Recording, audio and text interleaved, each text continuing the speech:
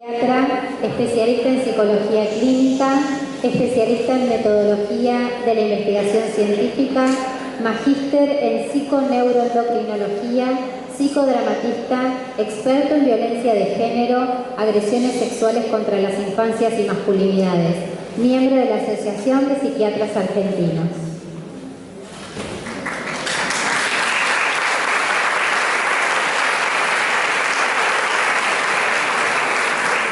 Bien, buenos días a todas, todos y todos. Por primera vez en toda mi historia profesional voy a leer un trabajo, porque 25 minutos por ahí me divago, me agarro bronca de un tema, etc.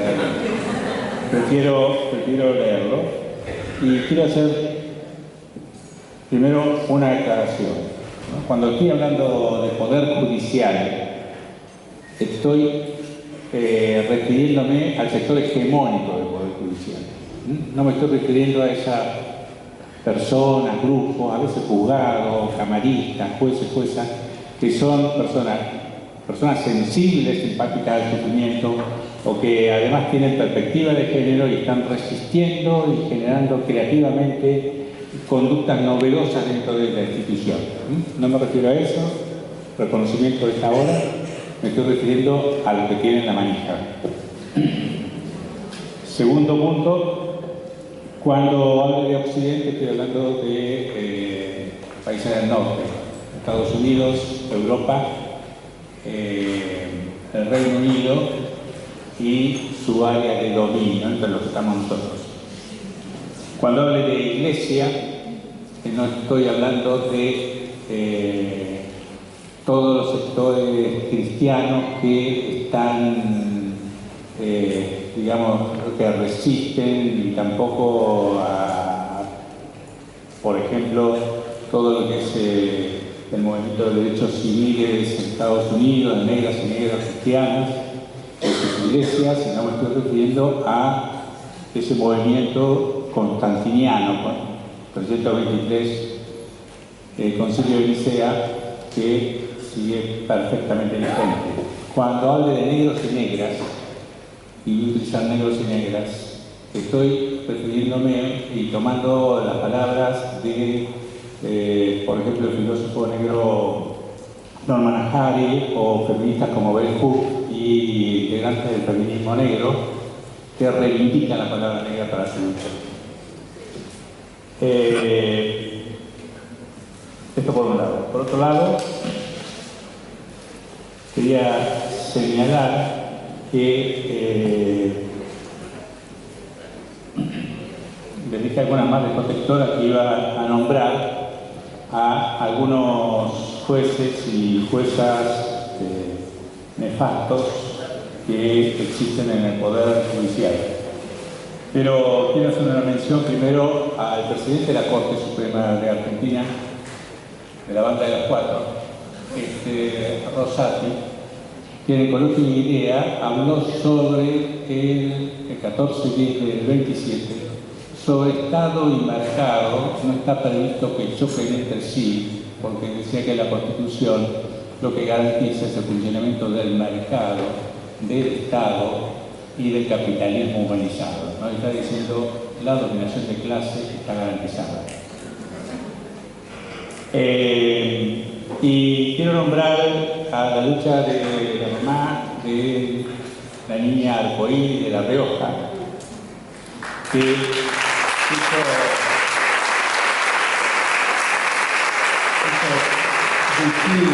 visible lo que es el machismo hegemónico en el Poder Judicial de La Rioja, de la provincia de La Rioja.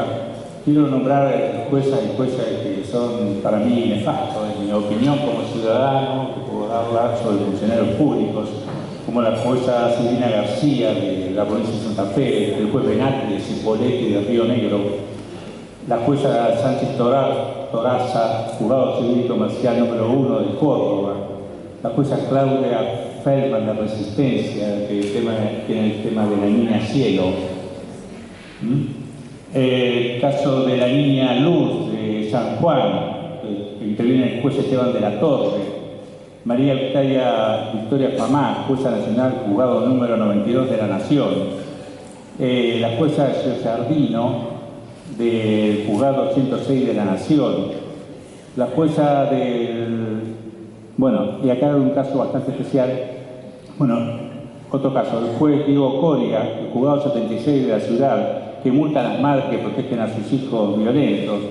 La jueza Marcela Trigini, de Río Negro. El juez Benati Cipoletti, de Cipoletti, Río Negro. Y el caso de la jueza Giordardino. El caso de la jueza, la doctora civil del juzgado número 87, Ana Paula Garona Dupuy. Caso Michelle Show, negra, francesa, madre protectora. En el 2017 llegó a Argentina huyendo del machismo del Poder Judicial francés. 2 hijos abusados. Los profesionales del sistema público argentino dicen no tiene que volver a Francia. Esta jueza desoyó a los profesionales públicos y los chicos los mandaron a Francia. Desde 2019 esta mujer está aquí en Argentina. No puede trabajar porque no tiene documentos. Durante la pandemia fueron las compañeras feministas las que lograron hacerle colocar vacuna. El Estado argentino no se preocupó por eso. El Ministerio Nacional, Ministerio de las Mujeres, nacional, no se preocupó por ella, no hizo absolutamente nada. El gobierno francés, a través del consulado, estuvo pagando una habitación miserable, en una pensión miserable, a esta mujer negra, y hace 3 meses atrás le dio algo así como, eran 15.000 pesos, y después dejó de pasarle dinero, es decir, no tiene dónde vivir y está esperando que el Poder Judicial la juzgue. Es decir, está condenada acá soportando acciones racistas, conductas racistas contra ella, que son mujer y negra. Bien, entonces cuando me hablan de acceso a la justicia, normalmente yo digo, hay que decirle a las mujeres que no crean en la justicia. Hay que decirle a las mujeres que no vayan ingenuamente al Poder Judicial. El problema es el acceso al Poder Judicial, que es la estructura que tenemos en los países, y no entren con ingenuidad pensando que la justicia la van a lograr denunciando y hablando sinceramente. No, la cosa no pasa por la sinceridad ni nada por el estilo. Bien.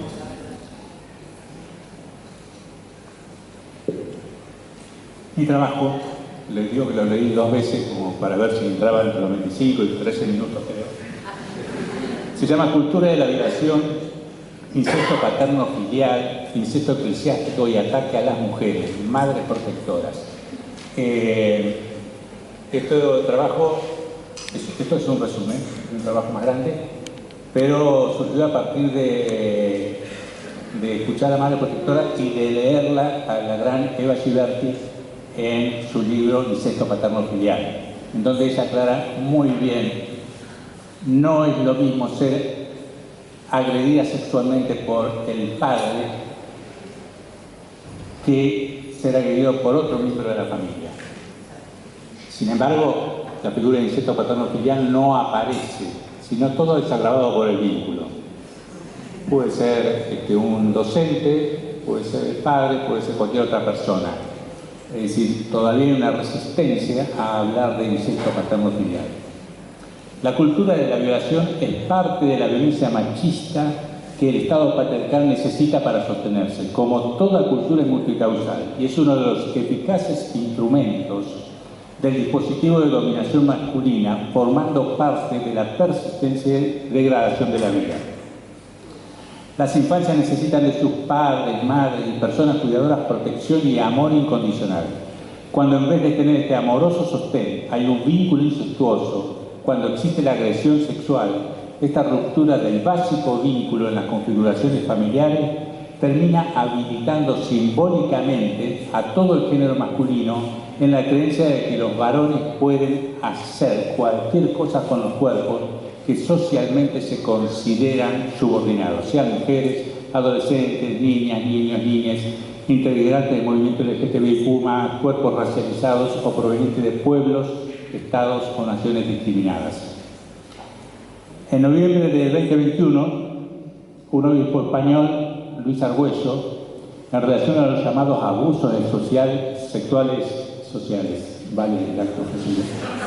sexuales eclesiásticos, decía: solo son pequeños casos, aunque esto no disminuye su gravedad. ¿Por qué se pone el foco solo en la Iglesia Católica?, se pregunta el portavoz de la Conferencia Episcopal, Luis Argüello, en una rueda de prensa en Compostela.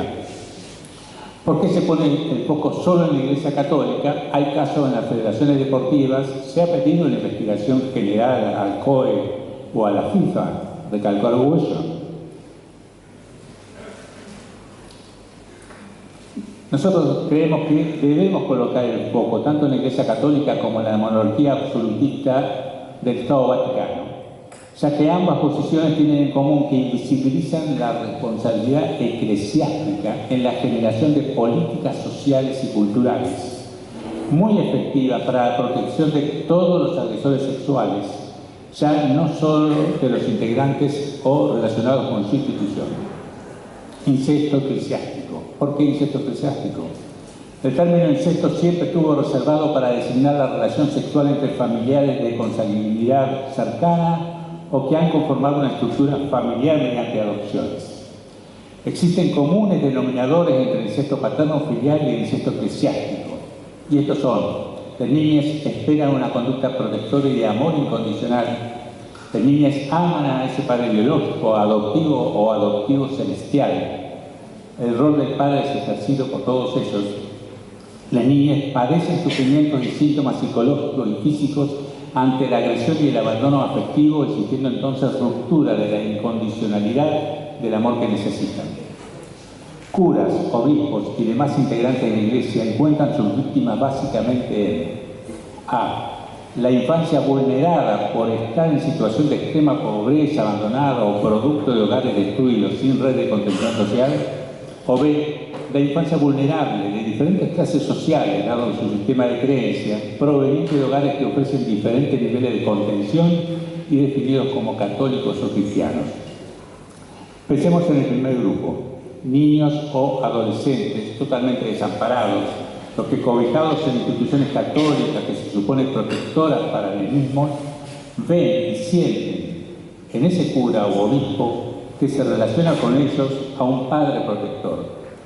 Ellos, las niñas, los adoptan y se sienten adoptadas por quien además representa el amor más poderoso que existe, el amor de Dios. Observemos el segundo grupo: niñas que desde muy corta edad han incorporado la mitología cristiana, tienen un ángel de la guarda y grupos de angelitos protegiéndoles, un Papá Noel o Santa Claus que junto a los Reyes Magos los visita normalmente, un Dios que siempre los escucha, que siempre escucha a sus reyes y los protege como su mamá, papá y todo su grupo familiar. Niñas que van creciendo y participan de rituales religiosos que fortalecen su inclusión como hijos de Dios y que no tienen educación sexual.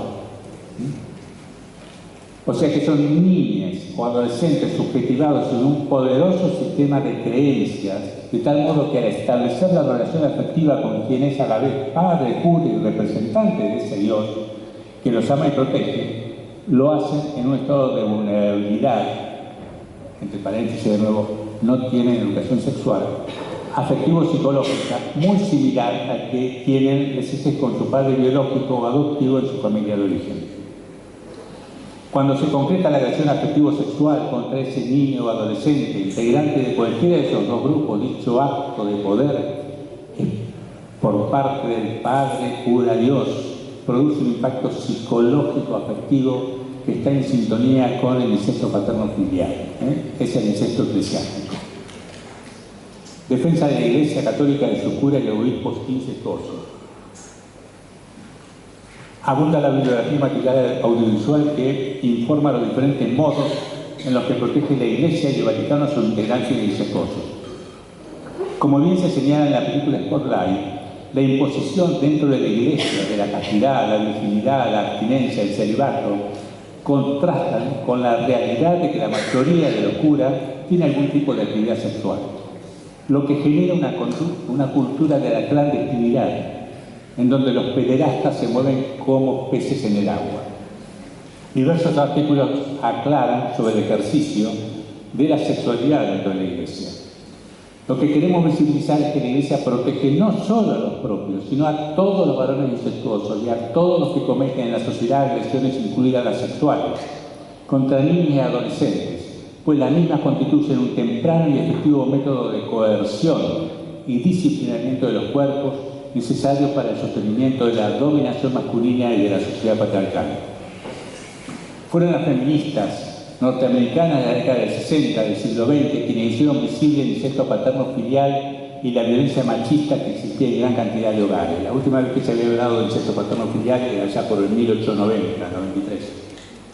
Hasta ese momento se consideraba el incesto paterno-filial como algo excepcional. La cultura occidental había instrumentado con habilidad su ocultamiento y ante el revelamiento comenzó a preparar la contraofensiva. El Vaticano inventó en la década del 90 la consigna bajo la cual se cobijaron en este siglo, en el actual, una multiplicidad de organizaciones, movimientos cristianos y conservadores. La lucha contra la ideología de género.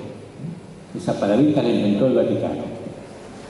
Desde el Concilio de Nicea, el ejercicio del poder católico fue sostenido por el cristianismo constantiniano. Este fue y es fundamental para el sostenimiento de la sociedad patriarcal, de las agresiones sexuales a la infancia y de la lucha contra los derechos humanos de las mujeres y disidencias sexuales. En Occidente y sus dominios, el Estado Vaticano, su Iglesia Católica y su cristianismo constantiniano estuvieron desde los inicios en la construcción de los Estados-nación postcoloniales, siendo la institución judicial el más conservador de los poderes seculares.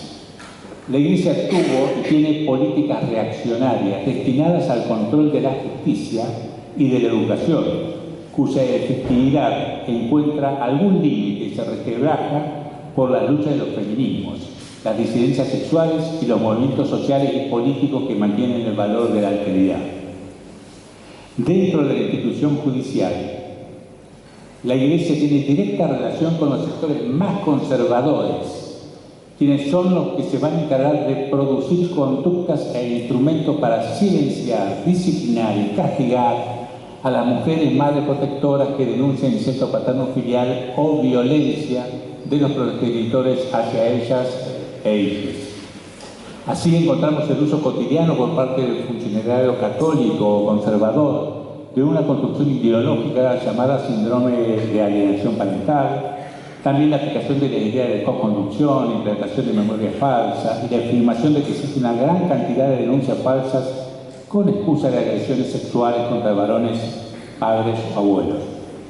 Todo lo anterior es parte del escenario sexista con el que cuentan abogados, psicólogos, psiquiatras, trabajadoras sociales, fiscales, jueces y juezas para atacar y desmoralizar a las denunciantes.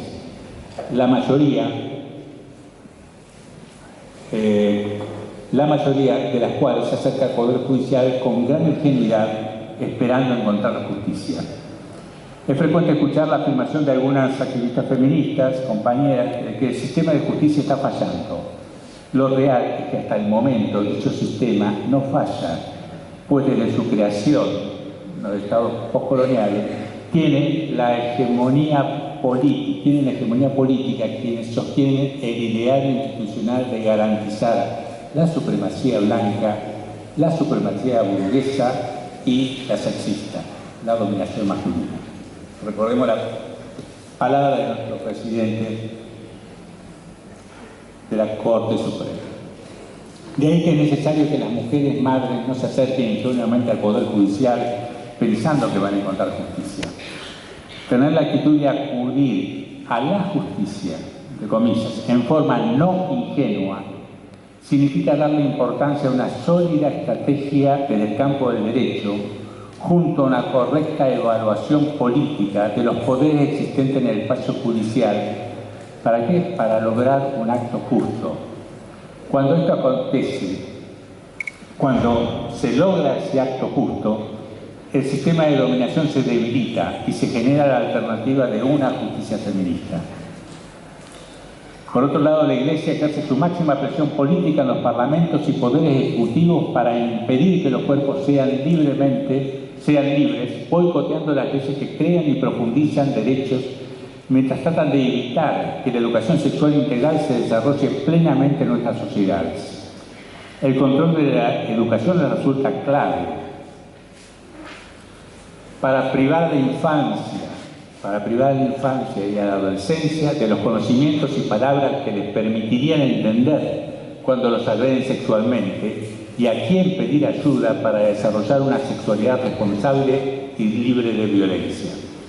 A la vez, el desconocimiento que popularmente existe de las formas de coerción social les permite a la Iglesia estimular los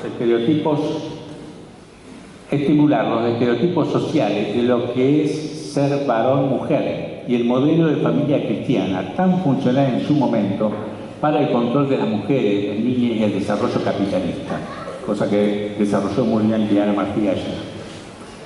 Ningún gobierno de nuestra América ha logrado, tampoco hay prueba de que lo hayan intentado, que la ESI se dé plenamente en escuelas de gestión estatal o confesionales, teniendo en la derecha política y en ese poder del cristianismo constantiniano sus principales escollos.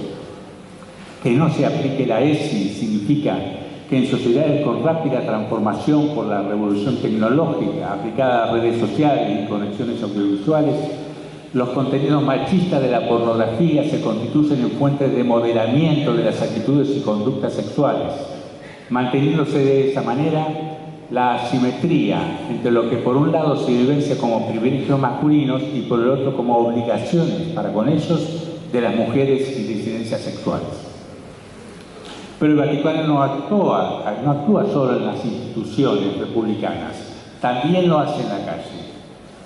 A través de la Iglesia, sus ONG y movimientos de base, junto a otras iglesias cristianas, grupos conservadores y partidos de derecha, han organizado en América Central y del Sur movilizaciones contra la ideología de género, la ley de divorcio, la ESI, el matrimonio igualitario, los derechos LGTBIQ+, la despenalización y legalización del aborto, las leyes contra la violencia machista, la ley de identidad de género, con consignas como "con mis hijos no te metas con mis hijos, salvemos a la familia, por los derechos de los niños, no a la adopción por homosexuales".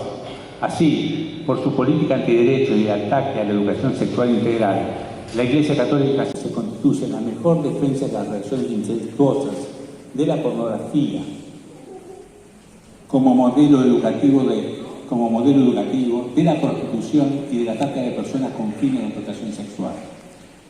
Por una infancia libre de violencia, por una real protección a las mujeres madres protectoras y por una justicia feminista, bueno,